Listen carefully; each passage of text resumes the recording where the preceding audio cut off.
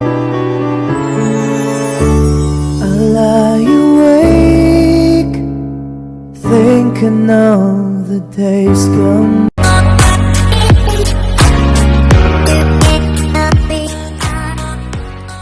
Coco Martin na pag-alaman dumalo pala sa premiere ng movie ni Yasi Pressman. Bagamat sobrang kinilig ang netizens tungkol sa video na pagsuporta ni Coco Martin kay Yasi Pressman. Hindi may tago ng sambayanan ang kilig at saya nang masilayan ang isang short video clip na kung saan nahagip ng kamera ang aktor-direktor na si Coco Martin.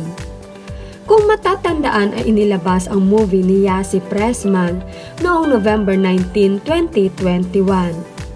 Samantala makikita lang sa mga larawan at ilang videos noon na ang matalik na kaibigan nila Coco Martin at Yasi Pressman na si Representative Ronnie Ong.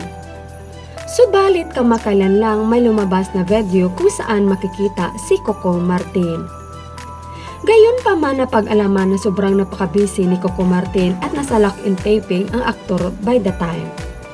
Marahil nga napaka-importante ang samahan ng dalawa, kaya binigyan ng aktor ng oras para dumalo sa movie premiere ni Yasi Pressman. Komento ng mga netizens, andon si Coco Martin the time.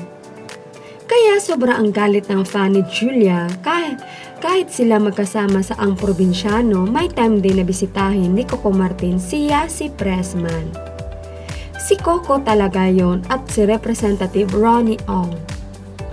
Dagdag pa nila, yan yung sinasabi nila na edited, ayan na nga.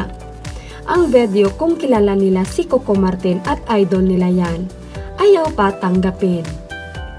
Sa aksyon pa lang ng tindig si Coco Martin na at nagsasalita pa sila ni Congressman Ronnie Ong, kilig.